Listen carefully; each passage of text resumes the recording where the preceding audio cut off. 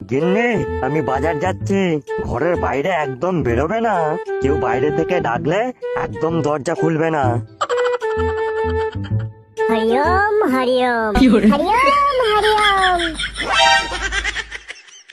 এ কি? কারা তোমরা? আমরা হলাম চোদন শাস্ত্রীরা, বলছো? সুদূর কৈলাস থেকে যে আমরা এসেছি। আমার বাড়িতে এসেছো কেন? তোর বাড়িতে তো আমাদেরকে পাঠালো রে। তুই নাকি বাবা ডাক শোনার জন্য অস্থির হয়ে পড়েছিস। তোর নাকি একটা সন্তানের খুবই প্রয়োজন। হ্যাঁ হ্যাঁ সাধু বাবা, হ্যাঁ আমার একটা সন্তানের খুবই প্রয়োজন। আমার টাকা পয়সার কিচ্ছু অভাব নেই, শুধু একটা সন্তানেরই অভাব সাধু বাবা। কিন্তু সাধু বাবা, তোমরা জানলে কি করে আমার এখনো সন্তান হয়নি বলে? ওরে, আমরা অন্তর্যামী রে পাগলা। অন্তর থেকে আমাদেরকে যারা ডাক দেয় তাদের ডাকে আমরা সাড়া দিই, বুঝলি? আমরা এও জানি তোর 3 থেকে 4 বছর হলো বিয়ে হয়েছে, কিন্তু এখনো পর্যন্ত তুই সন্তানের বাবা হতে পারিসনি। তাই তো আমরা তোর কষ্ট লাঘব করতে আমরা শুধু কৈলাস থেকে এসেছি রে পাগলা।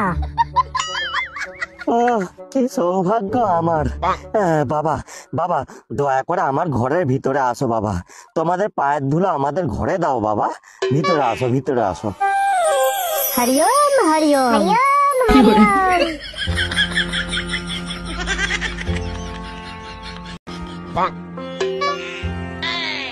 গিন্নি দেখো, আমাদের ঘরে কারা এসেছে, তাড়াতাড়ি এসে দেখে যাও।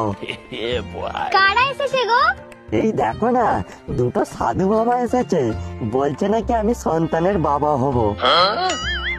দূর, কি যে বলো না তুমি। যে পেনের কালি শেষ হয়ে যায় সেই পেন দিয়ে আবার লেখা যায় নাকি? কালি শেষ হয়ে গেলে আবার কালি ভরে নেবো, কি বলো সাধু বাবা? না বৎস, অনেক ক্ষেত্রে দেখা যায় যে বল পেনের কালি শেষ হয়ে গেলে সেই পেন ফেলে দিতে হয়। বল পেন মানে? বল পেন মানে হলো ঢালাই পেন রে পাগলা। যে পেনের কালি একবার শেষ হয়ে গেলে দ্বিতীয়বার আর ভরা যায় না। তাহলে সাধু বাবা এখন উপায়? উপায় আছে বৎস, আর সেই জন্যই তো আমরা এসেছি। বৌদি, বৌমা, তুমি তোমার স্বামীর পাশে এসে বসো। এই নাও বৌমা, এটা ধরো। এটা কি বাবা? এটা হলো জার্মানি তেল। কিন্তু বাবা, আমি তো জাপানি তেল ব্যবহার করেছিলাম, কিচ্ছু কাজ হয়নি। বৎস, এটা জার্মানি তেল, জাপানি তেল নয়। এই তেল 100% কাজ করবে। আর বৌমা, এই তেল তুমি তোমার স্বামীকে রাতে ঘুমন্ত অবস্থা লাগিয়ে দেবে, কেমন? ঠিক আছে বাবা, আমি খুব যত্ন সহকারে মালিশ করে লাগিয়ে দেব। কিন্তু বাবা, আমার একটা সমস্যা আছে। কি সমস্যা বৎস? আসলে বাবা, আমার ঘুম খুবই পাতলা, একটুখানি অনুভূতি পেলেই আমার ঘুম ভেঙে যায়। চিন্তা করো না বৎস, এই নাও ঘুমের ট্যাবলেট। রাতে খাওয়া দাওয়ার পর খেয়ে ঘুমিয়ে পড়বে, কেমন?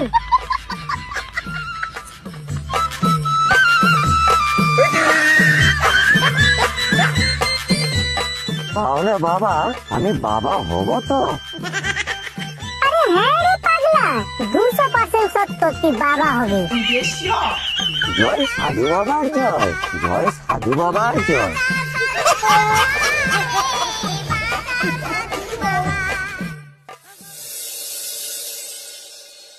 ওরে বাবরে, গুলো গুলো সোনা আমার, দুধু খাবে? মা তোমাকে এক্ষুনি দুধু খাইয়ে দেবে। সোনাকে একটু দুধু খাইয়ে দিয়ে যাও, সোনা কাঁদছে।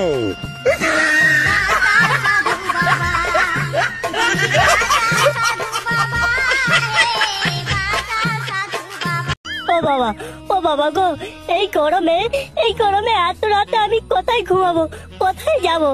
বাবা, ও বাবা, আমার ভুল হয়ে গেছে বাবা। তোর যেখানে খুশি তুই সেখানে যা, আমার ঘর থেকে ল্যাওড়া বেরিয়ে যা তো তুই। গান্ডে পিন্ডে খাচ্ছে দাচ্ছে বালের ছেলে আমার ঝুমা বৌদির স্বপ্ন দেখছে। ও বাবা গো, কোমরটা বোধহয় পুরো গেল। ও বাবা, আমার ভুল হয়ে গেছে বাবা, এরকম ভুল আর না, আমার মারাত্মক ভুল হয়ে গেছে বাবা।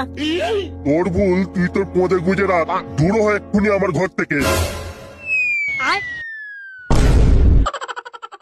বাবা আমি তোমার আপন ছেলে, তো বলো তুমি এইভাবে আমাকে বের করে দিতে পারলে?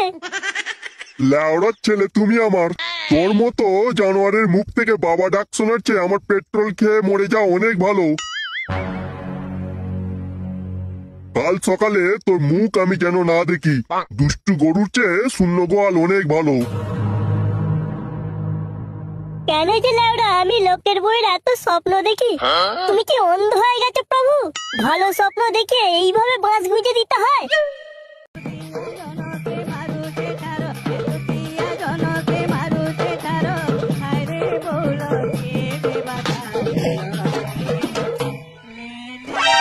এ ল্যাওড়া, এমন সময় আবার কাদের বাই উঠলো? এত গরমে গাড় জলে কালো হয়ে যাচ্ছে, আর এদিকে ল্যাওড়া এরা ঘান জুড়েছে। ভগবান, এ তুমি আমার কোন পরীক্ষা নিচ্ছ?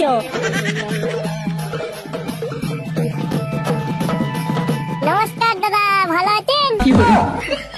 এই এই কারা রে তারা? আমরা মশা। মশা? তোরা কোনটা দিয়ে এলি? ওই যে আপনার মশারির কোণের দিকে ছেঁড়া ফুটোটা আছে, আমরা ওটা দিয়ে এসেছি। বাইরে আরো 5 জন তবলা, খঞ্জনি, বাঁশি নিয়ে বসে আছে। কি চাস তোরা? বেরিয়ে যা বলছি ল্যাওড়া আমার মশারি থেকে। একে গরমে ঘর ফাটছে আর ওদের বাই উঠেছে। বেরিয়ে যাওয়ার জন্য তো আমরা আসিনি, আমরা আপনাকে গান শোনাতে এসেছি। আমি অরিজিৎ সিং এর পাশের বাড়ি থেকে এসেছি। আর আমি শ্রেয়া ঘোষালের পাশের বাড়ি থেকে এসেছি। আমি এসেছি রোদ্দুর রায়ের ঘর থেকে ডাইরেক্ট কবিতা শোনাতে। হে ভগবান, তুমি কিসের পরীক্ষা নিচ্ছ?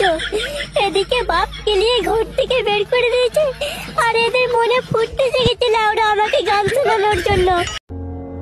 বলেছিলাম না তোকে, এই ছেলে মোটেও সুবিধার নয়। কাকু আপনি কি বলছেন? আমি কিছুই বুঝতে পারছি না। তোমার বোঝার দরকার নাই, তুমি শুধু চুপচাপ দেখে যাও। বাড়িতে ঢোকার সময় বিড়ি টানতে টানতে ঢুকছে, তাহলে ভাব তুই কেমন ছেলেকে ভালোবেসেছিস। তোমার কথা আমি বিশ্বাস করি না বাবা। তুমি আমাদের সম্পর্কটা মেনে নেবে না বলে তুমি একটা অজুহাত বের করছো।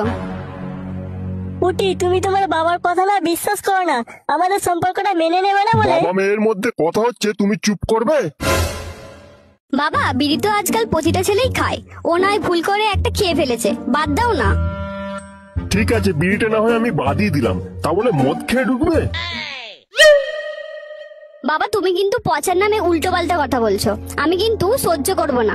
আচ্ছা ঠিক আছে, কি প্রমাণ আছে যে পচা মদ খায়? আচ্ছা, প্রমাণ দেখতে চাস? তবে এই দেখ তার প্রমাণ।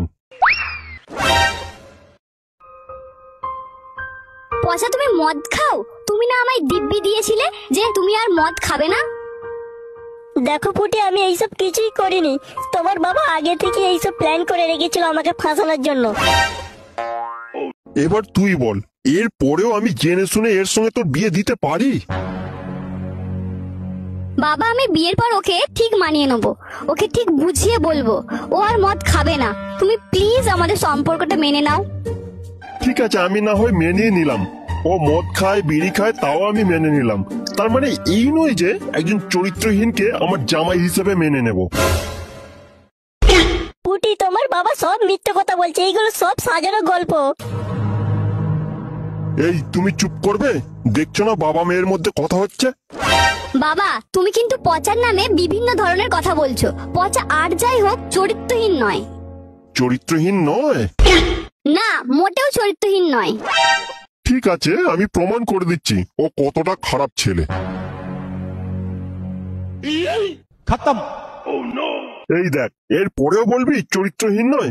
ওর সঙ্গে সম্পর্ক রাখতে চাইবি আর বিয়ে করতে চাইবি ওকে?